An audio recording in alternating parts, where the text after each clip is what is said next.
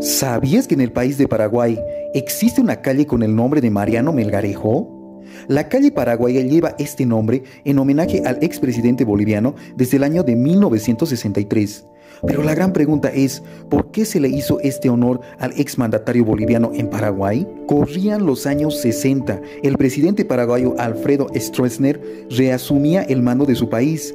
Por esta situación, delegaciones de países vecinos llegaron a la ciudad de Asunción, entre ellas la delegación boliviana, conformada por el canciller José Feliman Velarde, el comandante de las Fuerzas Aéreas y futuro presidente René Barrientos y un oficial de protocolo de Cancillería, Eduardo Trigo O'Connor Darlech. Durante la recepción del evento, un funcionario paraguayo se acercó a la delegación boliviana para manifestarles que el presidente guaraní deseaba hablar con Eduardo Trigo, mismo que no pudo ocultar su sorpresa, ya que este era el funcionario boliviano con menor jerarquía de la delegación.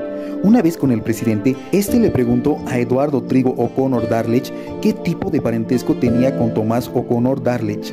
Eduardo contestó que era su abuelo. El presidente le contó que había leído el libro Dichos y Hechos de Mariano Melgarejo, escrito por O'Connor Darlech, y le había causado muy buena impresión.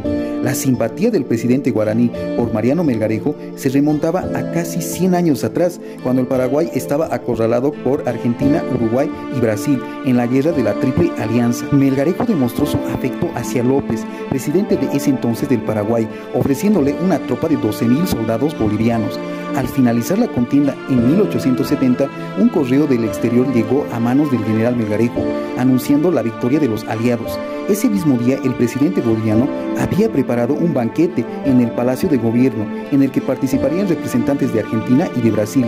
Ya en el brindis, Melgarejo puso en alto su copa y dijo: "El general Francisco Solanos López no pertenece al Paraguay, es una gloria de América y de la humanidad.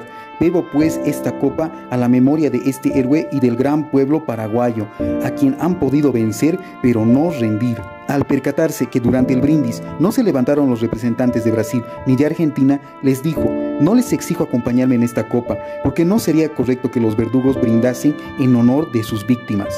Y es por esta peculiar historia que se rindió un homenaje en el Paraguay en honor al presidente Mariano Melgarejo, con el nombramiento de su calle.